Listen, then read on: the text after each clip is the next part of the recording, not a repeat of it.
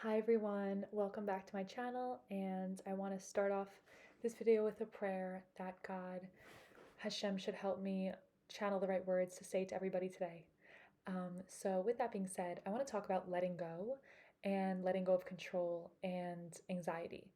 Um, I think it's really common in our modern world and always that we feel so much need to control the situation a lot of times and really forget who's in control. I've been struggling with this for a long time, and God has given me the wisdom and insight, just really like a download. I was like honestly woken up from my sleep at like 6 a.m. the other night, and I was thinking, wow, how much of my own life have I lost to worrying about the next step, the next step, the next step, and the next step? And to really let that land and let that really sink in and be in touch with the fact that, like, wow, I have lost time, which is our most precious commodity of my only life in this physical body, because I was worrying about things that never came true and never happened and that can't be prevented. Nothing can be prevented, right? And I really want anyone who's listening who's been struggling with any sort of worry or anxiety, diagnosed or even day-to-day worries and anxiety, this it also falls into this category because it's us trying to play God. And we have to constantly remind ourselves we are not God. And it sounds so simple and so much easier said than done, but it's so refreshing to remind ourselves of that, especially if you're someone who tries to foresee the future. If you think you're someone where, like, oh, me, like, I kind of have good intuition, like, I kind of know what's going on, like, I kind of get a sense for where my life is headed in this sort of direction, and like who I'm gonna marry and what job I'm gonna have, where I'm gonna live, how many kids, because we don't know. And anxiety is us thinking we know and then not being okay when anything comes to steer us off that track.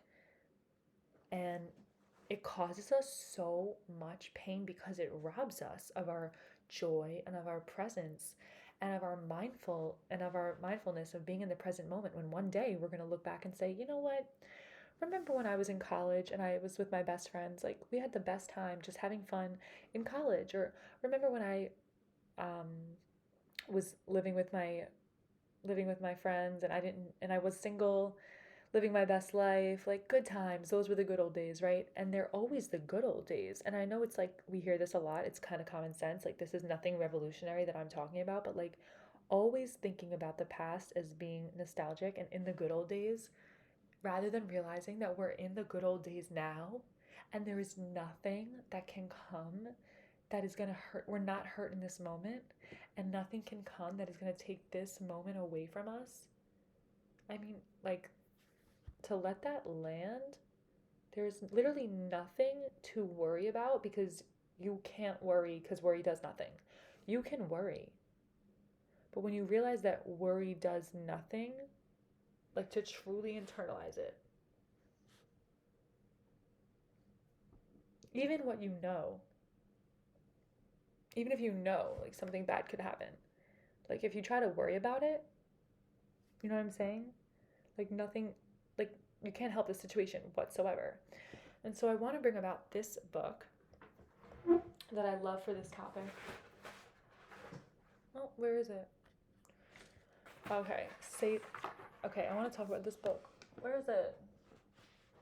Okay, one sec.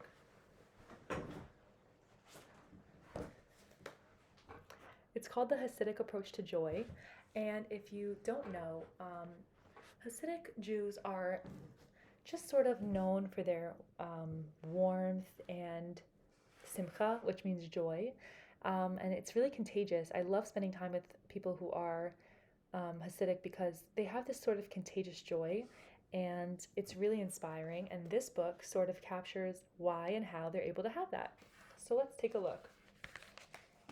What I wanted to point out today is this one parable, which I'm going to read to you.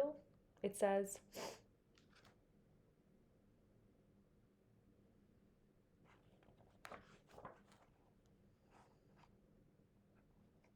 okay, basically I'll tell it to you. It So it's basically like a rabbi goes with an angel, Elijah, on a journey, and they like travel around, and the angel says like, okay, Rabbi, you can come with me, but you can't ask any questions. Maybe you heard this parable before. And so the rabbi like and the angel, they go to a house, and they're greeted by a really hospitable couple, and the couple like takes them in, is so nice to them, gives them food, gives them water, is super kind. And the angel, they leave, and the angel prays, Elijah prays that they should lose their only source of income that they had, which is this little cow. The couple was very, very poor, and they sustained themselves based only off the income they brought in from this cow. And so the rabbis with the angel, seeing him pray for this cow to die, and knows that the couple would have no income and would be extremely distraught, and they were already so poor. So it was very hard for the rabbi not to ask, "Hey Elijah, why are you praying for their cow to die?" But he agreed in the beginning he wouldn't ask questions, so he didn't, right? So they go to the next couple, and they go to a family where the couple is not hospitable at all, very selfish with their resources, doesn't want to share, just kind of mean. And he sees that they have a crack in one of the walls in their house, and the angel prays that this crack should be repaired. And so that's also kind of peculiar. The rabbi wonders, why is he praying that this broken wall should be fixed for this guy who's not even so nice, this couple who's not even so hospitable? Makes no sense. So then they go to a different town. They're traveling, and they stop at a synagogue, and they needed somewhere to stay for Shabbos, for Shabbat, and they were not greeted by anybody in the town. Nobody offered them a place to stay. They actually had to sleep in the synagogue because nobody offered them a place to stay. So the angel Elijah prayed that everyone in the town should become a leader.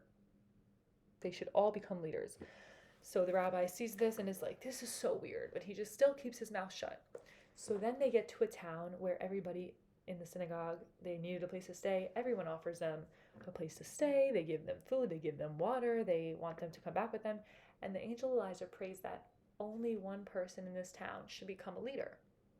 So the rabbi is so confused, and he says, all right, I can't do this anymore. I have to ask, why did you pray at the first house for the cow to die of that super poor couple who needed their cow to live when they were so kind and giving to us? And then at the next couple's house who was stingy with us, you prayed that their house should be repaired. And then in the next town's house, you prayed that everybody in the next town, where everybody was not generous at all and not friendly or kind, you prayed that everyone should become a leader. And then in this town, you prayed, where everyone was really kind and generous, you prayed that only one person should become a leader. What is going on?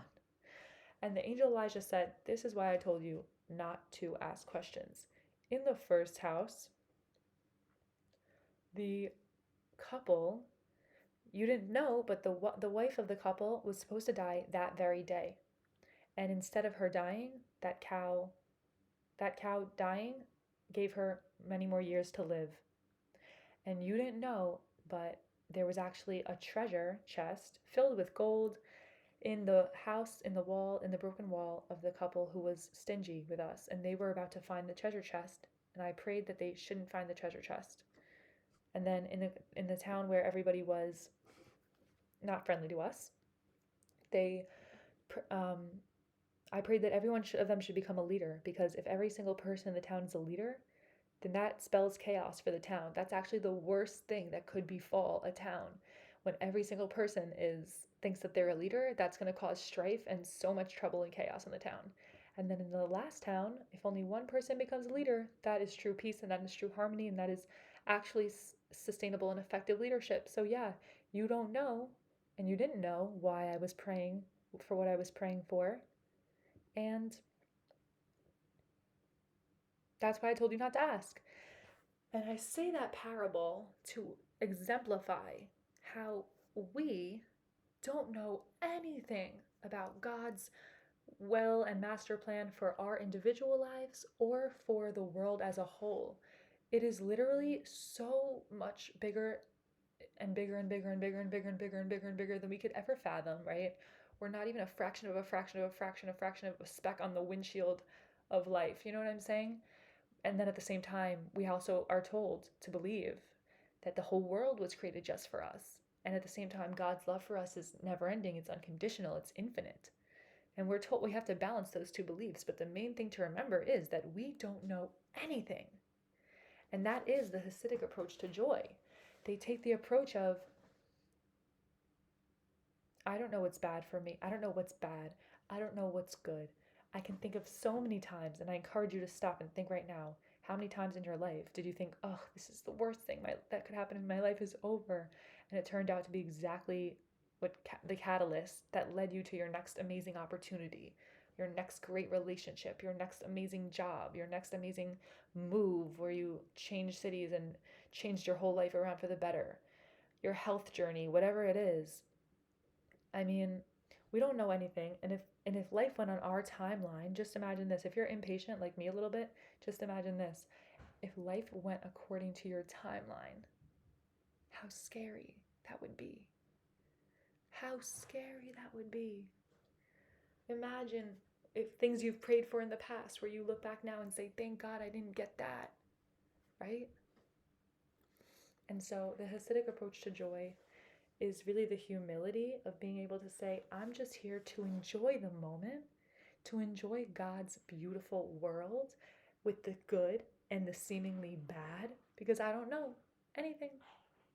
But thank you, Hashem, for everything. That's the Hasidic approach to joy.